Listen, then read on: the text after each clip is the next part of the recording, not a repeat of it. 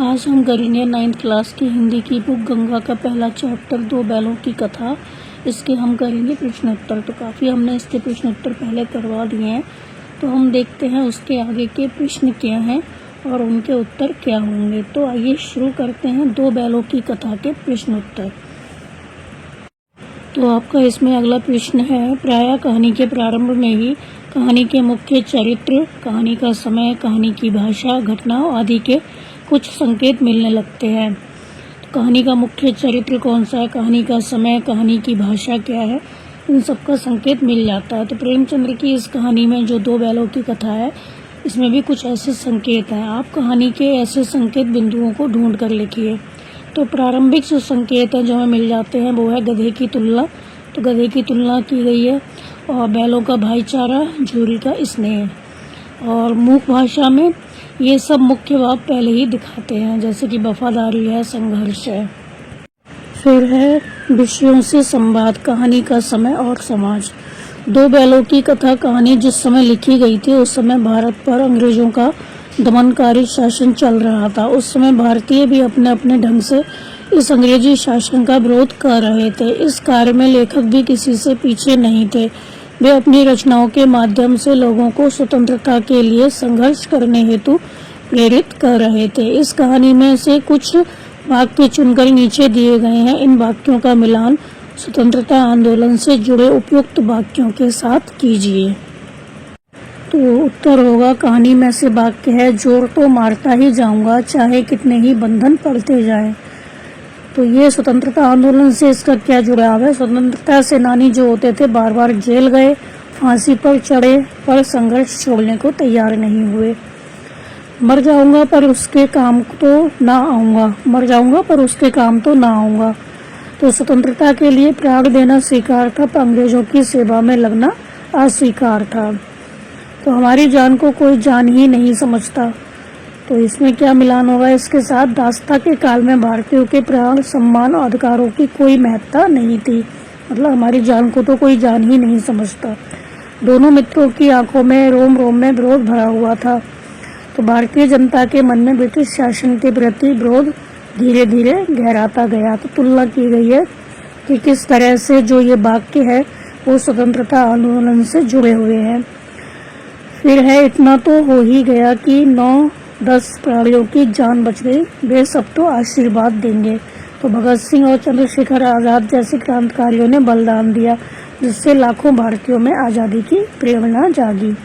सांड पूरा हाथी है, पर दोनों मित्र जान हथेलियों पर लेकर टपके। तो ब्रिटिश साम्राज्य बहुत शक्तिशाली था, फिर भी स्वतंत्रता सेनानियों ने, जो स्वतंत्रता सेनानी थे, उन्होंने साहसपूर्वक उसका सामना किया। तो पहला क्या है, जोर तो मारता ही जाऊंगा चाहे कितने ही बंधन पड़ते जाएं। तो स्वतंत्रता सेनानी बार बार जेल गए, फांसी पर चढ़े, पर संघर्ष छोड़ने को तैयार नहीं हुए। मर जाऊंगा पर उसके तो काम ना आऊंगा। तो स्वतंत्रता सेनानियों के लिए प्राण देना स्वीकार था, पर अंग्रेजों की सेवा करना अस्वीकार था। हमारी जान को तो कोई जान ही नहीं समझता। तो दास्ता के काल में भारतीयों के प्राण, सम्मान और अधिकारों की कोई महत्ता नहीं थी।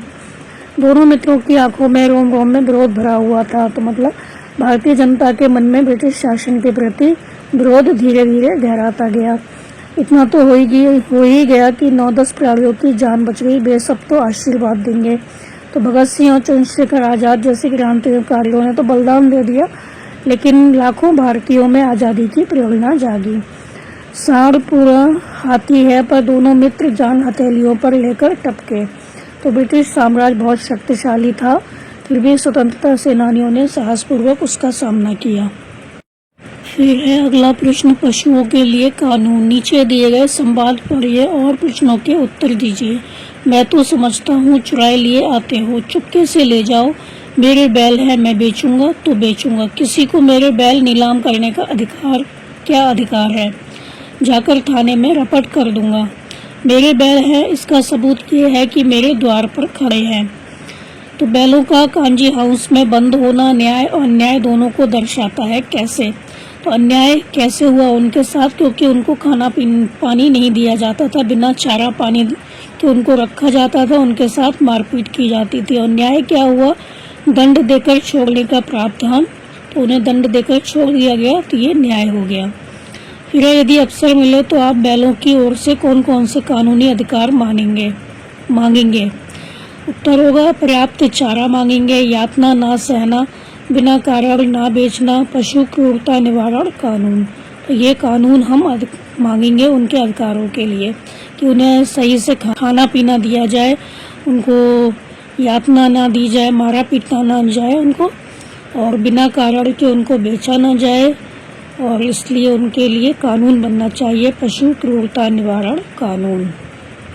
फिर है जो हीरा मोती हैं वो थाना अध्यक्ष को शिकायत पत्र लिखते हैं, तो वो किस तरह से शिकायत का पत्र लिखेंगे कि उनके साथ क्या किया जा रहा है और उनको कैसे न्याय दिलाया जाए।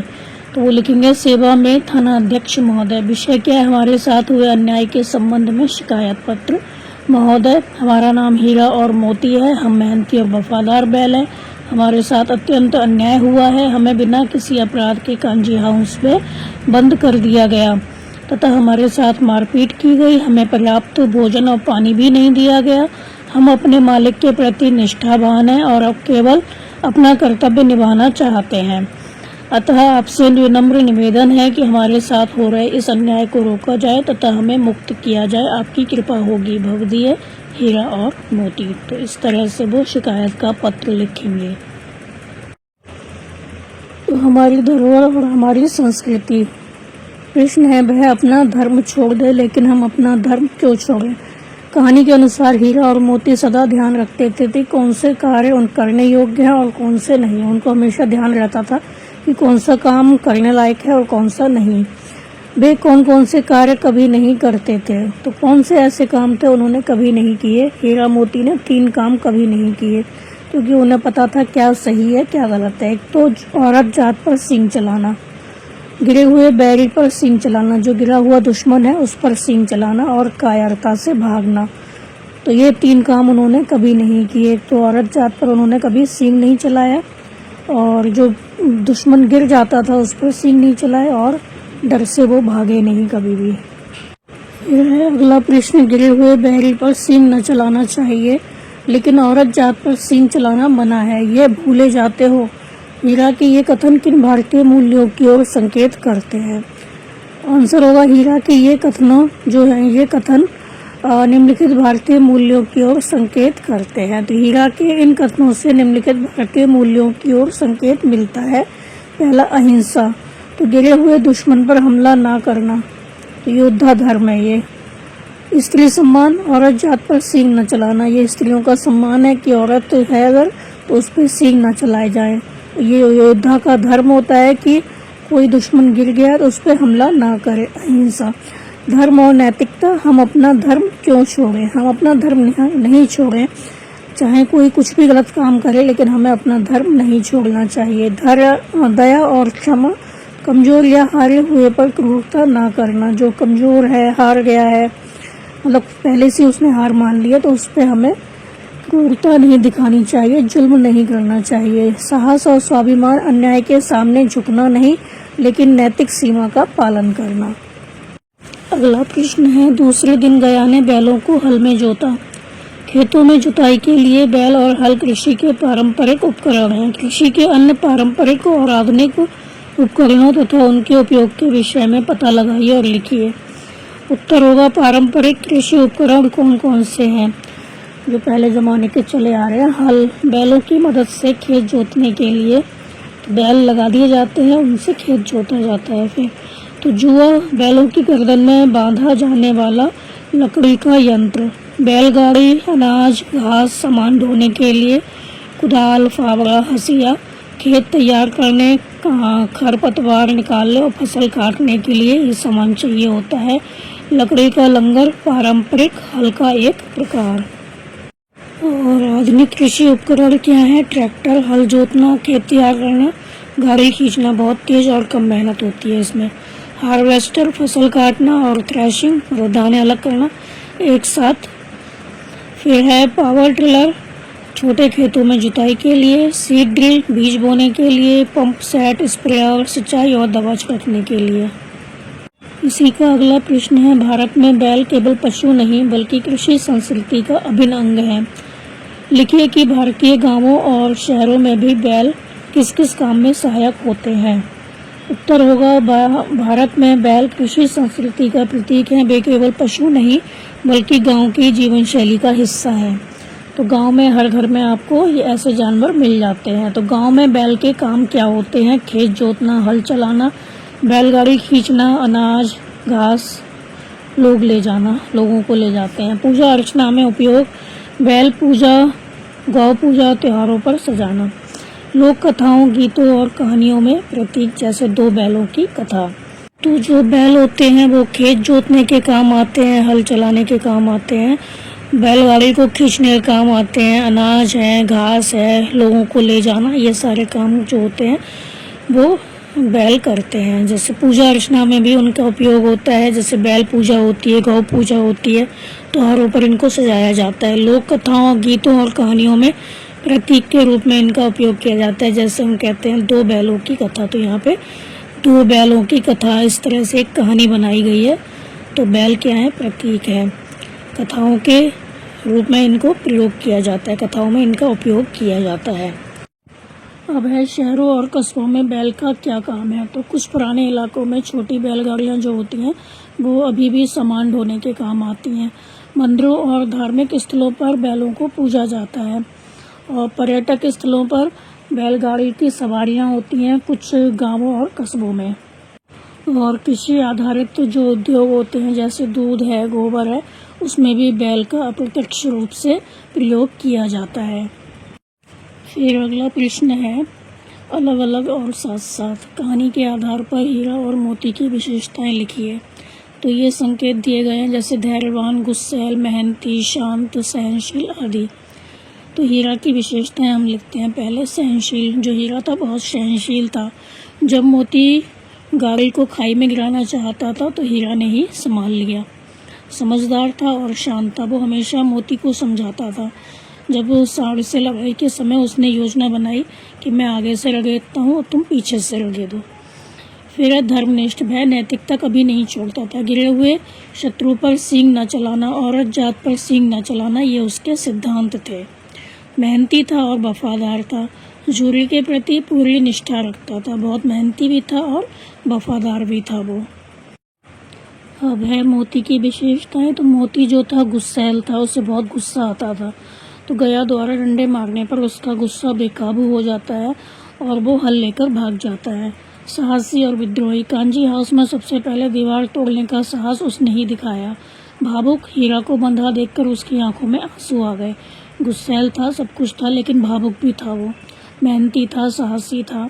तो दोनों बैल मेहनती थे, लेकिन मोती में विद्रोह की चिंगारी जो थी वो ज़्यादा थी। आपका अगला प्रश्न है, हीरा और मोती की विशेषताएं कुछ कुछ समान और कुछ कुछ अलग हैं, किंतु उनकी भिन्न विशेषताएं एक दूसरे को पूरा करती हैं। हालांकि उनकी विशेषताएं अलग अलग हैं, फिर भी उनकी जो भिन्न विशेषताएं हैं एक दूसरे को पूरा करती हैं। कैसे? तो समान विशेषताएं क्या हैं? दोनों में समानताएं क्या हैं? दोनों बहुत मेहनती थे, दोनों में भाईचारा और वफादारी थी, दोनों ने मिलकर सांड से लड़ा, दीवार तोड़ी और घर लौटने का फैसला किया। और भिन्नताएं क्या हैं? दोनों में अलग अलग बातें क्या हैं? हीरा शांत, समझदार और सहनशील और धर्मनिष्ठ था, लेकिन जो मोती था वो गुस्सैल था, साहसी था, भावुक था और विद्रोही था। तो दोनों एक दूसरे से अलग थे, लेकिन फिर भी एक साथ रहते थे। तो उनका एक दूसरे को वो दोनों एक दूसरे को कैसे पूरा करते थे? तो जब मोती गुस्से में आकर सींग चलाने या भागने को तैयार होता तो हीरा उसे रोककर सही रास्ता दिखाता था। क्योंकि हीरा शांत प्रकृति का था, मोती था वो गुस्से वाला था। लेकिन दोनों के ये जो विपरीत व्यवहार थे कभी ना कभी काम आ जाते थे। अगर उसको गुस्सा आता था तो वो शांत करवा देता था। तो एक दूसरे को कैसे पूरा करते थे? जब मोती गुस्से में आकर सींग चलाता था तो हीरा उसे रोककर सही रास्ता दिखाता था। जब हीरा ज़्यादा सहनशील होकर चुप रह जाता तो मोती उसे साहस देता और दीवार तोड़ने में मदद करता था। सांड से लड़ाई में हीरा ने योजना बनाई और मोती ने पीछे से हमला किया। कांजी हाउस में हीरा ने दीवार पर हमला किया, मोती ने उसे पूरा किया। इस तरह से दोनों एक दूसरे का साथ देते थे। एक शांत होता था, जहाँ शांत रहने की जरूरत नहीं है, वहाँ पर जो तेज था, मोती गुस्से में आकर सींग चलाता था, जैसे भागने को तैयार होता था, तो जो हीरा था वो उसको सही रास्ता दिखाता था। तो एक दूसरे को वो सही रास्ता दिखाते थे अपनी आदतों की वजह से। आपका अगला प्रश्न है, आपकी कक्षा में भी कुछ कुछ समान और कुछ कुछ भिन्न विशेषताओं वाले सहपाठी हैं। आपकी कक्षा में आपके साथ पढ़ने वाले कुछ ऐसे हैं जिनकी आदतें आपके समान हैं और कुछ की आदतें ऐसी होंगी जो आपसे विपरीत हैं, अलग हैं। सबकी आवश्यकताएं भी थोड़ी समान और थोड़ी भिन्न हैं। बताइए कि आप भिन्न विशेषताओं वाले सहपाठी से अपने लिए कैसा व्यवहार चाहते हैं। जिनकी विशेषताएं आपसे नहीं मिलती हैं तो आप क्या चाहते हैं वो आपके साथ कैसा व्यवहार करें। उनसे पता कीजिए कि वे आपसे अपने लिए कैसा व्यवहार चाहते हैं, वो भी आपसे कैसा व्यवहार चाहते हैं, ये पता कीजिए। आंसर होगा, मैं भिन्न विशेषताओं वाले सहपाठी से क्या चाहता हूँ तो वो मेरे लिए करें। क्या करें? मेरी राय सुने, मैं कोई बात बताता हूँ उसको सुने, मदद करें मेरी पढ़ाई में, खेल में, प्रोजेक्ट में, मेरी कमजोरी पर हंसे नहीं, मेरी ताकत को सराहें।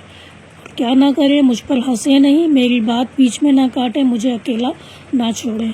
और वे मुझसे क्या चाहते हैं उनसे पूछकर, जो सहपाठी हैं उनसे पूछकर यहाँ लिखा गया है कि वे क्या चाहते हैं। करें, उनकी मदद करें जब वे अटक जाएं, तो हम उनकी मदद करें जब वो अटक जाएं। उनकी अच्छी बातों की हम तारीफ़ करें, टीम में शामिल करें। ना करें, क्या ना करें उनके साथ, उनकी कमजोरी का मजाक ना बनाएं और उनको डांटें नहीं। तो पढ़ाई और खेल में किस प्रकार सहायता दें, वो दोनों एक दूसरे की। तो पढ़ाई में एक दूसरे को नोट्स जो होते हैं वो शेयर करें, मुश्किल सवाल मिलकर सुलझाएं। और खेल में एक दूसरे को प्रोत्साहित करें, हारने पर सांत्वना दें, साथ दें, अलग अलग होने पर भी एक टीम की तरह काम करें। आगे है, दोनों आमने सामने या आसपास बैठे हुए एक दूसरे से मूक भाषा में विचार विनिमय करते थे। मतलब आमने सामने बैठे होते थे, आपस में वैसे बात नहीं करते थे, लेकिन आंखों ही आंखों में वो इशारे करके बात कर लेते थे। कहानी में अनेक स्थानों पर मूक भाषा का उल्लेख किया गया है। आपके विचार से हीरा और मोती किस प्रकार आपस में बातें किया करते होंगे, अनुमान और कल्पना से बताइए। अनुमान लगाते हैं हम, कल्पना करते हैं कि हीरा और मोती मनुष्यों की तरह सोचते थे, इसलिए उनकी मूक भाषा बहुत स्पष्ट थी। वे कैसे बात करते होंगे? आंखों से इशारा, एक दूसरे को कनखियों में देखकर सलाह लेना, जैसे घर भागने की योजना बनाते समय तो आंखों से उन्होंने इशारा किया होगा, चलो भाग जाते हैं। सींग मिलाना, प्यार या खेल खेल में विनोद के भाव से, तो प्यार या खेल खेल में आपस में सींग मिलाते होंगे, इस तरह से वो बातें करते होंगे। पूंछ हिलाना या खड़ी करना, खुशी या उत्साह दिखाना। सिर झुकाना या चाटना, सांत्वना देना या प्रेम व्यक्त करना। सिर चाटते थे, सिर झुकाते थे या चाटते थे, तो इससे पता चलता है एक दूसरे को वो सांत्वना दे रहे हैं या प्रेम प्रकट कर रहे हैं। एक साथ मुंह हटाना, एक दूसरे की भावना समझकर साथ खाना या साथ रुकना। गर्दन हिलाना मतलब हाँ या ना करना, हाँ या नहीं बताना। तो इस तरह से वो मूक भाषा में बोल तो सकते नहीं है, तो वो इस तरह से अपने भावों को व्यक्त करते होंगे। तो कल्पना, जब मोती गुस्सा करता हीरा आंखों से शांत रहो कहता, जब हीरा थक जाता मोती पूंछ हिलाकर हिम्मत रखो कहता। तो हम ये कल्पना करते हैं, मतलब हमारी कल्पना ये है कि ऐसा हुआ होगा कि जब मोती ने गुस्सा किया होगा तो हीरा ने आंखों से शांत रहो इस तरह से कहा होगा, और जब हीरा थक जाता होगा तो जो मोती है वो पूंछ हिलाकर उसको हिम्मत देता होगा कि हिम्मत रखो। तो हम जो कल्पना है वो अपनी कर सकते हैं कि इस तरह से वो दोनों आपस में बात करते होंगे। अगला प्रश्न है, आप भी अनेक अवसरों पर बिना शब्दों का उच्चारण किए संवाद करते हैं, कब कब, कहाँ कहाँ, कुछ उदाहरण लिखिए। तो आंसर होगा मुस्कुराकर। जब हम दोस्त से मिलते हैं उस समय खुशी दिखाते हैं, मुस्कुराते हैं उसको देख के। आँखों से, क्लास में टीचर देख रही हो तो चुप रहो का इशारा, हाथ के इशारे से आओ, रुको, ठीक है, ये बताना, ऐसे इशारे करते हैं। सिर हिलाकर हाँ नहीं का जवाब देते हैं, कंधे पर हाथ रखकर दुखी दोस्त को सांत्वना देते हैं। खेल के मैदान पर बिना बोले पास देना या इशारा करना।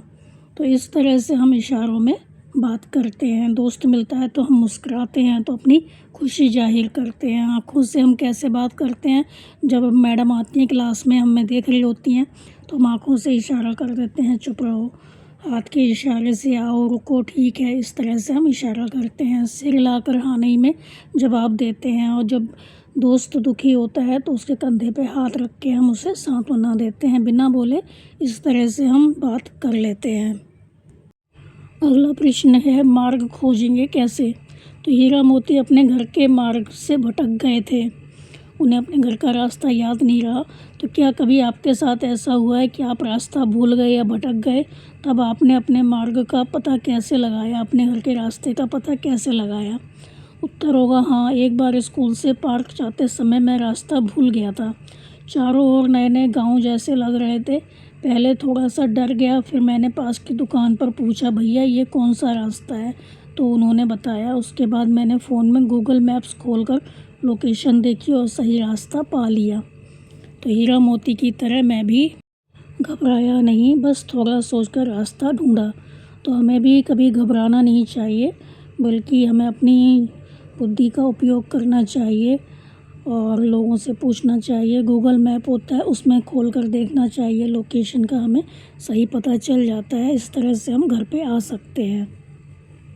फिर आपका अगला प्रश्न है, यदि कोई व्यक्ति भटक जाए तो उसे क्या करना चाहिए कि वह सुरक्षित रूप से अपने गंतव्य तक पहुंच जाए, मतलब जहां उसको जाना है वहां तक पहुंच जाए? कक्षा में चर्चा कीजिए और लिखिए। तो उत्तर होगा सुरक्षित रास्ता ढूंढने के उपाय। पहले तो हमें क्या होना चाहिए? शांत रहना चाहिए, घबराना बिल्कुल नहीं चाहिए।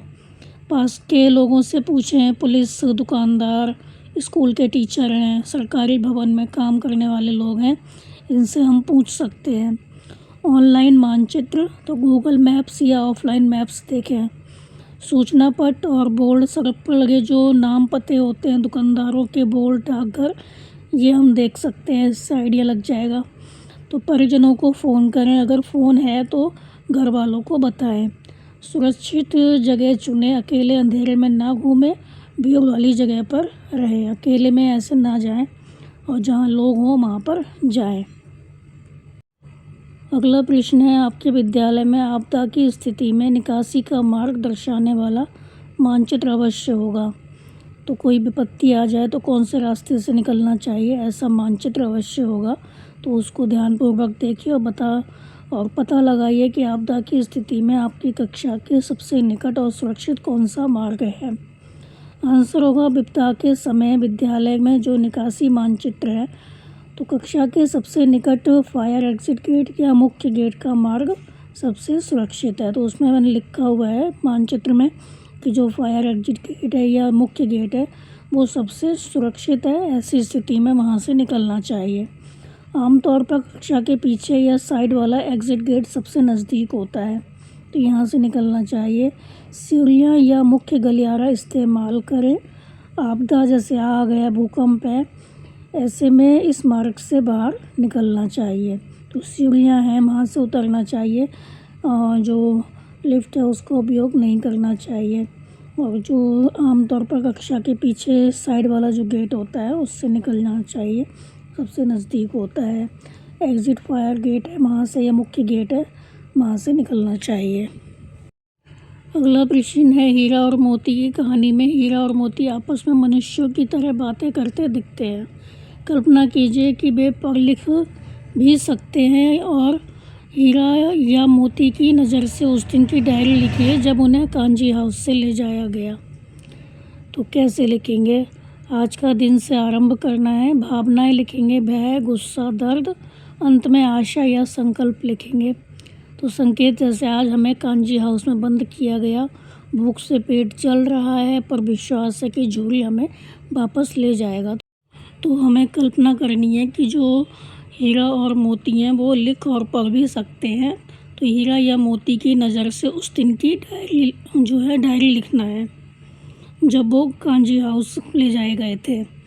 तो वो किस तरह से अपनी डायरी में सारी चीज़ें लिखते, जैसे कि आज हमें कांजी हाउस में बंद किया गया, भूख से पेट जल रहा है पर विश्वास है कि झूरी हमें वापस ले जाएगा। तो हम कल्पना कर रहे हैं कि वो इस तरह से डायरी लिखते। तो कैसे लिखेंगे? आज का दिन सबसे काला और दुखद रहा। सुबह से शाम तक हमें कांजी हाउस में बंद कर दिया गया। तो हीरा मोती की तरफ से हम लिख रहे हैं। तो मोती और मैं दोनों भूख से व्याकुल हो रहे थे। सारा दिन बीत गया पर तिनका चारा भी नहीं मिला। हम दोनों दीवार की नमकीन मिट्टी चाटते रहे, फिर भी पेट नहीं भरा। हीरा ने नुकीले सींग दीवार में गाड़ दिए और जोर मारा। मिट्टी का एक चिप्पड़ निकल आया। मैं भी उसके साथ लगा। चौकीदार लालटेन लेकर आया और मुझे डंडे मारने लगा, पर मैंने हिम्मत नहीं हारी। मोती ने कहा, अब तो नहीं रहा जाता हीरा। मैंने जवाब दिया, जोर तो मारता ही जाऊंगा, चाहे कितने ही बंधन पड़ते जाएं। रात को हम दोनों ने मिलकर दीवार तोड़ दी। कई घोड़े, बकरियां और भैंसें भाग निकलीं। हमने 9-10 जानवरों की जान बचा ली। अब बहुत थकान है, बहुत भूख है, बहुत, पर विश्वास है कि झूल हमें ढूंढ लेगा। पर हमें इतना विश्वास है कि झूल हमें ढूंढ लेगा। अब हम कभी हार नहीं मानेंगे। घर वापस पहुंचकर पुराने थान पर खड़े होंगे। हीरा। तो इस तरह से हम जो हीरा मोती है उनकी तरफ से हम एक पत्र लिखते हैं, डायरी लिखते हैं। आपका अगला प्रश्न है, कहानी का नया अंत। यदि बैल वापस ना लौटते तो कहानी का अंत कैसे होता? कहानी का नया अंत लिखिए। तो इसमें तो बैल वापस आ गए कहानी में। अगर बैल वापस नहीं आते तो कहानी का क्या अंत होता? तो कैसे लिखें? बैलों की नई जगह, झूल की स्थिति, संकेत, हीरा और मोती अब एक बूढ़े किसान के घर शांति से रह रहे हैं। उत्तर होगा, यदि बैल वापस न लौटते तो कहानी का अंत इस प्रकार होता। हीरा और मोती अब एक बूढ़े किसान के घर शांति से रह रहे हैं। वहाँ उन्हें भरपेट खली, भूसा, चोकर और मीठा पानी मिलता है। बूढ़ा किसान उन्हें रोज़ सहलाता है। दोनों बैल कभी कभी पुराने थान की याद करते हैं और राह भरते हैं। झूल उन्हें ढूंढते ढूंढते थक गया है और दरियल अब भी खोज रहा है उन्हें, पर बैल अब स्वतंत्र और खुश है। छोटी लड़की जो रोज़ रोटियां खिलाती थी उन्हें याद करती है और कहती है, काश वो वापस आ जाते। हीरा मोती से कहता है, भाई, अपनापन सबसे बड़ी आज़ादी है। दोनों अब शांति से रहते हैं, पर कभी कभी झूल के थान की याद उन्हें उदास कर देती है। इसके बाद का जो क्वेश्चन था चित्रकथा वाला, वो आप अपने आप कर लीजिए। वैसे क्वेश्चन पेपर में अक्सर नहीं आते हैं।